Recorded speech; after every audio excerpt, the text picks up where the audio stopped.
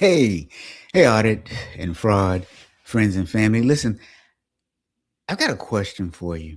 Um, have you ever paid an obligation, a bill, or whatever, and after you paid it, thought to yourself, I hope this thing got to the right place? Let me explain what I mean. Sometimes there's certain people who still pay in cash. There's still some people that use checks. So have you ever gone into a place and paid the bill right there at the place and then wondered to yourself, I hope they didn't just steal the money I just gave them? Because that's important. And it happens. If you've ever had that feeling, you might want to hold on because today's story is very okay. I say this every week, but this one is real crazy, like really, really crazy, like really, really crazy. So, are you ready? Let's go.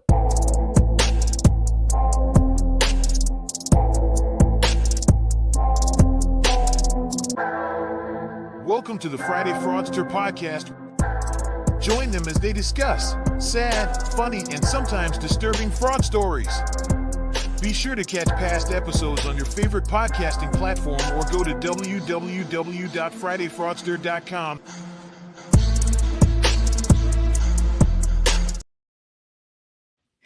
All right. So look, you heard the question that I asked. Sorry, I'm stuttering today. You heard the question I asked. Have you ever just paid something and then thought to yourself, did this thing get to the right place?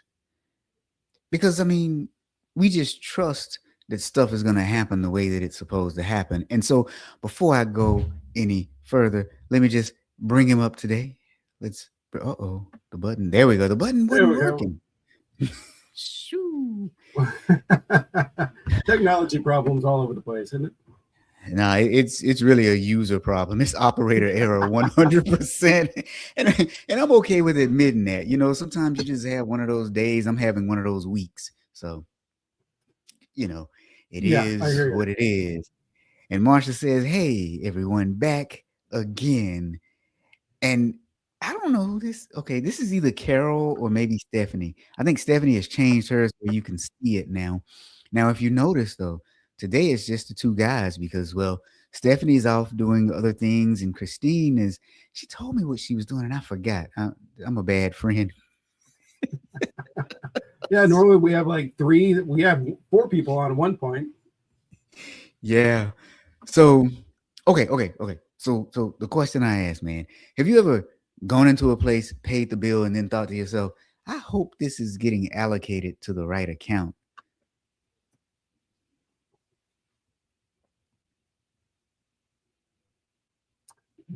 So my son, not necessarily going into a place, but we do a lot with our church and stuff. And there's times where we put money towards a certain account, and you're like, well, I hope it gets allocated to that account.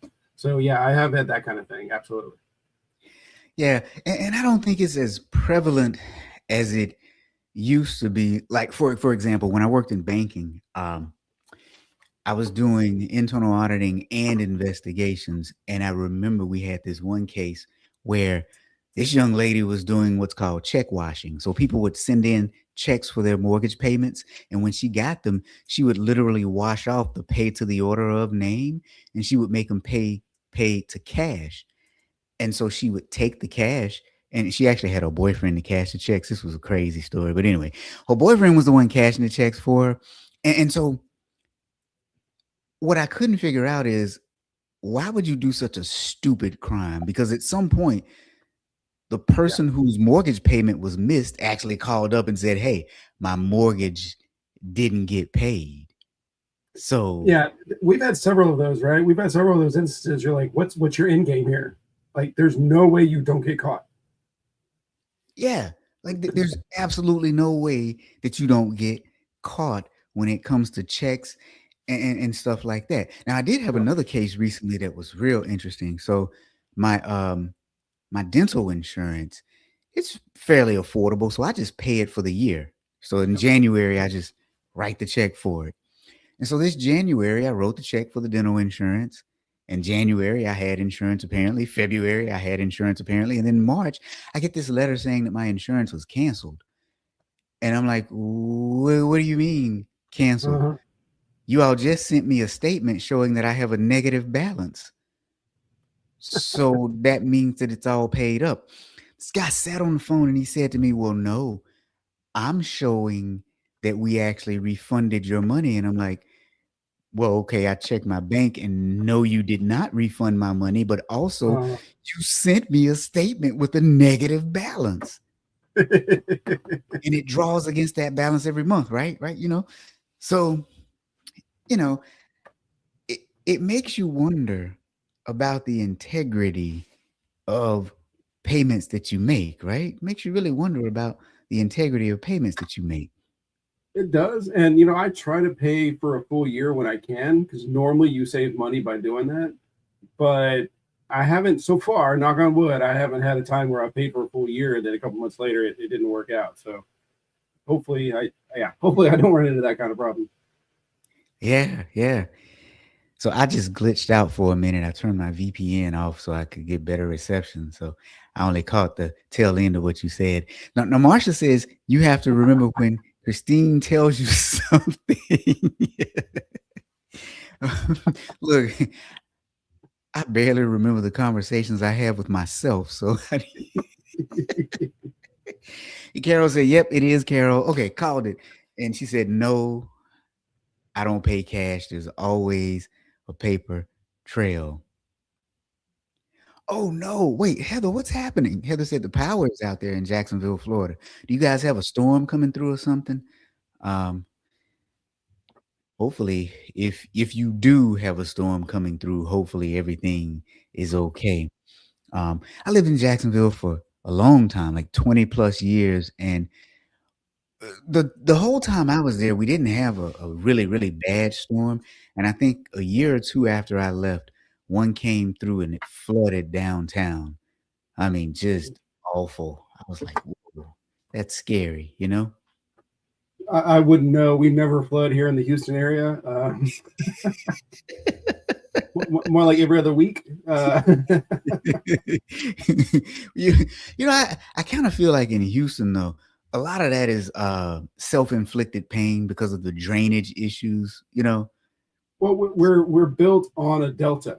Like this area is built to flood so that other areas don't. Like that's just the way God designed the state, right? So whoever it was that decided to build a city right in the floodplain, it was not the smartest, smartest in the bunch. But yeah, now my old house, the one I had before this one, the streets were made to flood. And so the water would get up just to the line in front of your garage, but it never went above that. But it was still nerve wracking because you're watching the waters rise up. You're like, okay, is this the one time it does? But while I was there, it never did. So I was thankful for that. Yeah, I can only imagine. And Heather said wildlife damaged I'm assuming fuse. Heather, you had I was going to make a joke about wildlife. Was it like a alligator or something like that? okay. Just for one moment before we get on the topic for today, I'm going to tell everybody listening, Florida is one of the most dangerous states to live in, especially when you talk about wildlife. Now, just hear me out. They have things that attack you from land, sea, and air. Let me explain. So you got alligators. The alligators are in the water and they're on land. You also have scorpion. You have the black snakes. You have rattlesnakes, right? You have Do the they have Florida. rattlesnakes in Florida? Oh yeah. You have the Florida panther. You have black bear. And you have the jaguar. Hence the team, the Jacksonville Jaguars, the football team, right? So you've got cats and bears, lions and tigers and bears. Oh my, right? Well, and don't forget about the scariest part. In the wintertime, you have to worry about iguanas falling from the trees. Well, and that's a hazard, man. That's It scary. is. It's a legit hazard. But hold on, it gets even worse though, because that's just land, right? In the ocean, you have the sharks And the jellyfish. People forget about the jellyfish. Eh, jellyfish ain't that bad. Yeah. Portuguese man of war is what I have a problem with. Oh, look, the jellyfish are terrible, man. When a bunch of them start crowding the shoreline, you know, Yeah. they're terrible. But then you got the air, and in the air you have this bird called the osprey in Florida. Look it up. Its talons are bigger than an eagle's, and Yeah. they're mean. Yeah. Yeah. You got to be a unique person to to survive in Florida. Well, not to mention you just have the Florida man himself. Oh, Bob. Yep, Bob mentioned another one. How could I Python. forget Yep. Yep. the pythons? Yeah, yeah, yeah. The pythons are extremely dangerous too. Doreen, hey Doreen, what is happening? Doreen, we gotta connect. We gotta catch up. We have 100% have to catch up. I was just thinking about you the other day. But yeah, Bob, the pythons are crazy. Okay, okay. So, so before I go any further, Martha said the wildlife in Florida is really dangerous. I wouldn't go there for $1 trillion, not to mention the blizzard. Look, here's the other thing. You got to worry about the Florida man, right? You guys know about the Florida man. Think about it. Most times when there's a story, even on this program, they're typically from one of a few places. They're either from Florida, New York, California, or good old Texas. Now, in Florida's defense, they have more open records than is normally found in other states. So we're able to get the good details compared to others a lot more often. So give them a little bit of credit there. Oh, that's for sure. That is for sure. But you know what? Speaking of crazy states where the fraud happens, today's story. It hails from Texas. It's not just from Texas. It's local for us. It is very, very close. Very close. So check this out. A property tax manager was responsible for overseeing cash tax collections for a school district in Tomball. Well, actually, more than just cash, but just tax collections in general. And really, it wasn't anything unusual. Taxes were owed for something. People would come in. The odd part was a lot of people were making cash payments. The employee would record the payments, and then the cash was grouped into batches. Now, here's the part where it got interesting for me, though.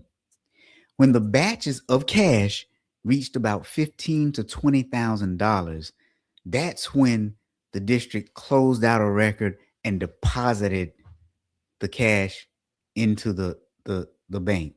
Not like daily, just when it hit some arbitrary number of about $15,000 to $20,000. What do you think about that, man? At first I was surprised that people were paying cash because it's just so, especially now, it's just so foreign to me. But looking at some of the comments online, there were multiple people. I was looking at one of the articles, and every article out there now, you have a comment section, of course. And I was seeing some of the comments, and some people were saying, "Hey, why in the world, were they even accepting cash?" And there were multiple people saying, "Hey, I pay cash all the time for my taxes," which is just dumbfounding to me just from a fraud perspective, right? So I guess people still try to do that as much as they can. Yeah, yeah. Okay, so here's what I want people to do. So there's the setup. They were paying cash, and somehow that cash went missing. Take a wild guess as to what the total amount of money that has allegedly been stolen is, because not many people use cash nowadays. So you think not a lot of money in total, right? So just take a guess and start typing into the chat what you think your guess would be. And Marsha says, lucky they have open carry so they can off the wildlife. Yeah, I'm telling you, So, so as they're trying to guess how much money was taken, do you want to give them what the annual budget is for Tomball ISD? By the way, Tomball ISD is northwest of the city of Houston, and I think it's. Did you see how many schools it was? I want to say it was like 24 or 25. schools, I I, believe. I didn't catch it exactly. I can't remember, but what was the budget? The budget, I closed out the window whenever I had to reboot my computer earlier. I think it was about 120 million a year.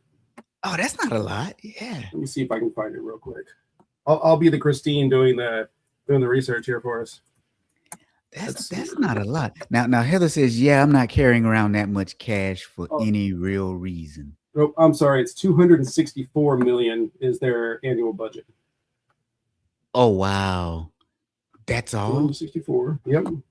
Okay. So now with that context, let's see. Heather guessed 500,000, Carol guessed 350,000.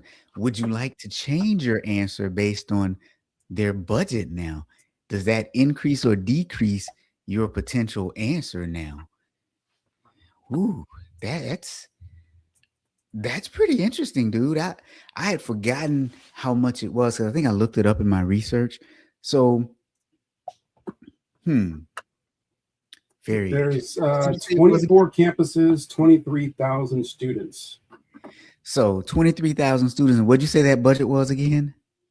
264 million. $264 million budget for a school district. That's actually not entirely too bad, right? Okay, so if you're just joining us, let's recap this one just a little bit. So, according to federal prosecutors, here's what happened. Taxpayers would pay their tax bill in cash. Employees would enter the payments into the tax software that they had. As cash accumulated, they were deposited in batches. When it reached about $20,000, they would take it all down to deposit in the bank. Now, here's where it gets interesting. Instead of depositing all the money, the manager allegedly reversed some of the cash payments inside the software and you know took took the money. I'm going to pause right there. There's a little bit more to what she did, but and then took the money.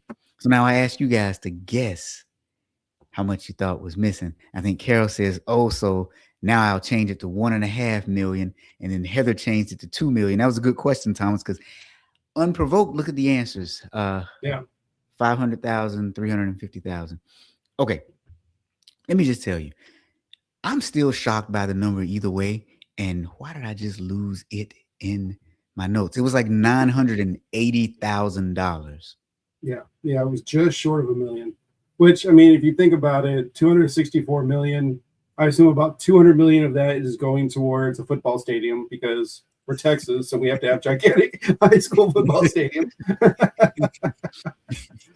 but in all reality, though, in all seriousness, you have a $264 million budget. And this, I know you're going to go into more details, but this didn't happen in just 1 year. So you can stretch it out, and yeah, you could do it where it's not caught from a materiality standpoint. But I'm just shocked that she had the ability to cover it up the way she did.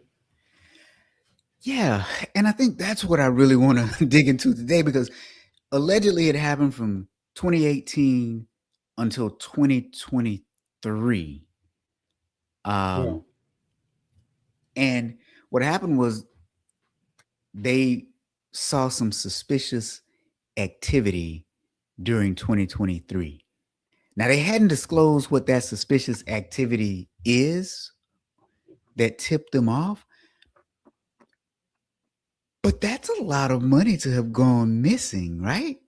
It's a lot of money. You would think that somebody, even if you have the ability to deposit this cash or whatever she did, as well as kind of cover it up, you would think somebody would notice that this amount of cash, because I'm sure the amount of cash deposited every year stays about the same. You have the same people that are paying by cash. You don't necessarily have more people doing it. So you would think someone would say, hey, why in 2017 we had this amount, and all of a sudden 2018 we had this amount? Like I would think that would start getting noticed, but maybe she kept it small where it wasn't. Yeah. So here's what I'm thinking as we dig a little bit deeper into this one. They say that what happened, well, first, Bob says, why would anyone ever pay taxes in cash? Right? You want that paper trail. But here's what they say that she allegedly did. She would close out the activity in the system, and she would reverse certain cash activity. Now, what they did not say was that she actually reversed the application of payments to individual customers. And I'm theorizing that that's how the customer accounts remain current, that somewhere in the system there wasn't a reconciliation, it was a system error. But then allegedly, she took some of the money and then she applied it in the system to current outstanding items. So my other theory is it could have been a pyramid scheme, kind of like Madoff, where she was robbing Peter to pay Paul. So she was using some of the money to allocate it back to other customer accounts, which just opens up a whole ball of wax. Like, number one, what system were you using? Number two, is it truly a system issue or a lack of internal controls? Because if it's a system issue now, I would be going back to the third party vendor. Yeah. Yeah. So I was looking into Tomball, the city of Tomball. Tomball ISD goes outside of the city of Tomball. But so, Rob, if you're thinking about people who pay in cash, what demographic are you thinking of if they're paying in cash? I'm thinking blue collar, probably working in the oil and gas industry or something like that. What about age? So, you know what? That's an interesting one because the obvious demographic is older people. However, some of it could be younger folks who are what we call in the banking industry unbanked. They Yep. can't open up bank accounts for various Gotcha. reasons. Yeah. So yeah.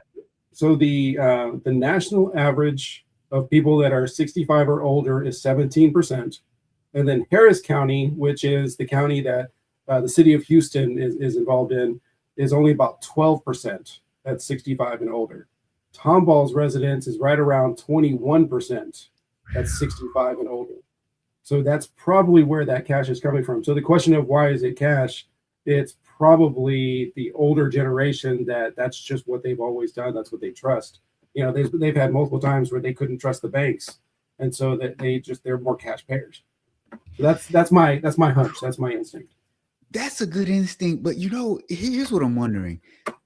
So 10 years ago, that would have been easy to say, right? But now when you think about 65 and older, someone's that's not much older than us.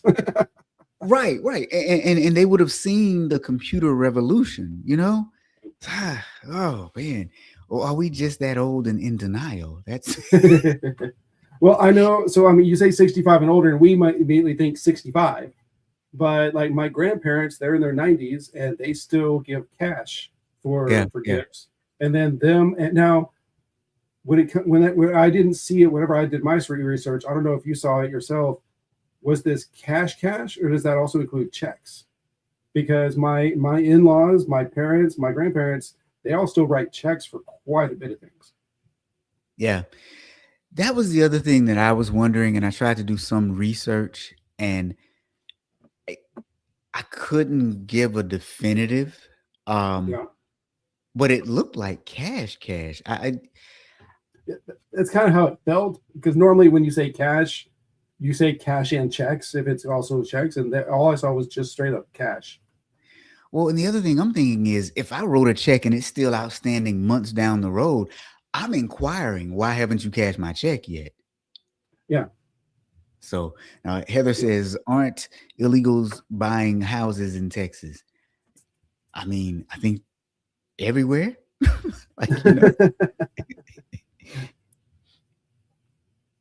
But yeah, to Bob's point, 2018 did start the snowball.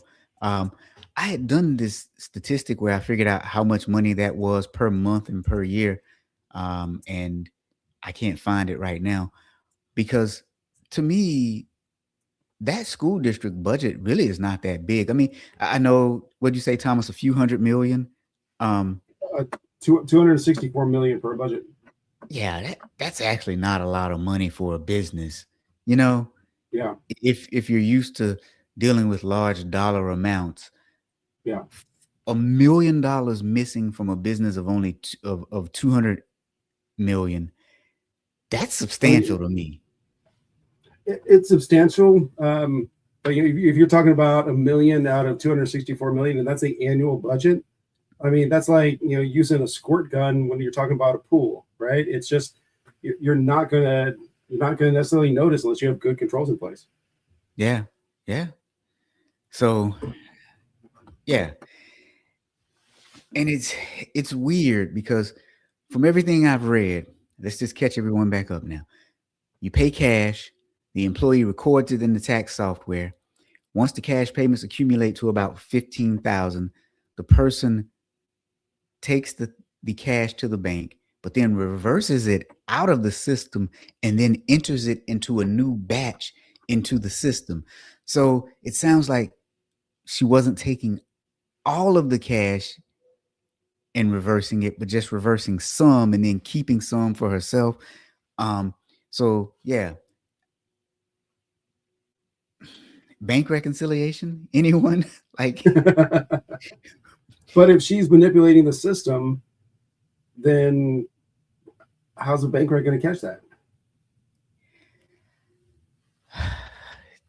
You know, this is why. Okay, so this is my theory, right? This is why I'm thinking there has to be some sort of a system issue because you have the individual accounts, and at some point, the individual accounts have to marry up to the cash that was collected, right? So now you've got these batches, and you say, I'm going to close out this batch. Then you say, I'm going to reverse this batch. At some point, it would have to reverse the payment on the customer's account too. So somewhere there's a disconnect there. Yeah.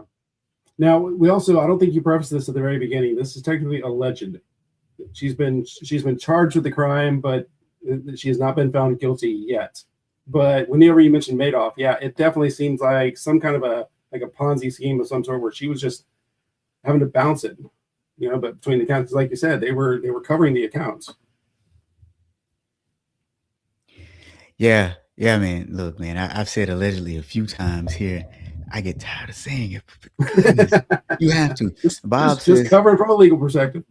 Bob says over 5 years, right? So over 5 years, $1 million, that's a couple 100,000, almost a couple 100,000 a year, right? Um, to me, that's the real mystery. How could nearly $1 million remain in open batches without somebody asking, hey,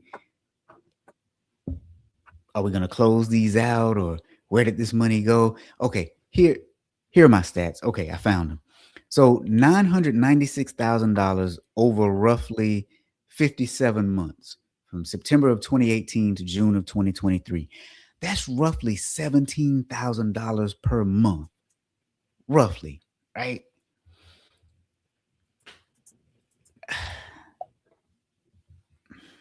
I assume your math is right, so I'm not going to question that part. But Close enough. Our friend Kelly, where's a parking lot audit? I mean, all of a sudden you're making an extra 100 grand a year. That's got to be noticed, right? You would think. You would think. So it makes you wonder if she had any co-conspirators. Like Any co-conspirators or spouse. I remember what was it? Was it last week that the spouse is also being charged with the crime because they couldn't just there's no way the spouse couldn't know. And there's been other times where the spouses were like, oh, I didn't know anything. So you would hope, yeah, that the spouse would have noticed, or neighbors. There's got to be somebody that noticed. But yeah, co-conspirator there in the office, definitely possible. Yeah, yeah. And so my big questions are, just putting the audit hat on, right? Who was reconciling the recorded tax collections? Who was reconciling the open batches, the closed batches? Who was reconciling the actual deposits? I Because wonder if she was. that's what I'm thinking. Yeah. Yeah, Yeah. either she was reconciling them. But again, though, if she was making adjusting entries, if she was manipulating the system, all you're seeing from the whenever you're doing the rec is just whatever's in the system, and that's it. Yeah, yeah. Well, and the other thing that got me was, okay, these were tax collections. And so, um, assuming we have a tax collector's office, and then you Mhm. have an account at the school where you say this is how much is due from the tax collector's office, do you, as the school, blindly trust the tax collector? So you mean there's no data? Yeah, I know they do, right? That's the whole thing I'm getting at, right? But so you ask for no data to say, okay, how much did we collect? You just say, okay, I'm thankful for anything that you give me, and so I'll just take it. Well, they basically they basically just have that tied to their budget, right? So tax collector, the school says we need this much money. Everybody gets it approved for all of the different voting stuff and under the table stuff that they do, and then the tax collector collects it, and the ISD says thank you very much. I mean that. Yeah, yeah. So very little or no verification back to the actual activity. Yeah, yeah. That's just wild. Which, if it was my tax dollars, I would be quite upset about that. I say that. I assume whoever I'm paying taxes to, it's 99% of it is not going to be used the way I want it to be. I mean, let's be real about it, right? So, but you hope that some kind of reasonable controls are in place. Yeah, you'd hope so, but wow. And think about it. We keep hearing more and more about funds being misused, whether it Yeah, be grant funds or donated funds from nonprofits. Uh, where's the second set of eyes? yeah, yeah. Where's the second set of eyes? Where's the accountability? Where are the ethics? Yeah, it's sad. Well, the other thing too, okay, so you told us the budget, but the total population of Tomball, I think, is between like 15 to 16,000 people. So that's yeah. So Tomball is kind of more of a rural area. So those schools are not just the city of Tomball. They are stretching out to the rural area as well because they have 22,000 students. So obviously in Corpus, yeah, a lot more than that.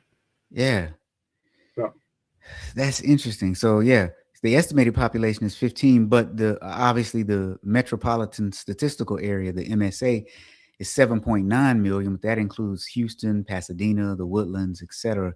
So yeah, I guess it's yeah. hard to figure out. Hmm, very Yeah, interesting. because like the school district. So I live in the Woodlands, which is just north of Houston, and the Woodlands is actually part of Conroe ISD. So Conroe is the city that's north of the Woodlands, but you have Conroe, and you've got multiple other small towns in the area. So, uh, yeah, but Tomball, I'm curious. I wonder what the. I'm going to look it up. I'm going to see what Tomball ISD towns. That's pretty interesting. So if you're just joining us, we're talking about an incident where allegedly a young woman um, who was in charge of collecting taxes in a certain city siphoned off almost $1 million in tax revenue. And where it got even more interesting is that people were actually paying in cash. And so she was able to take cash payments. And where it gets even more interesting is you would assume that the residents would be screaming because payments weren't made. But according to documentation, she allegedly paid them in the system and then subsequently reversed some of the payments and then put some of the payments back on.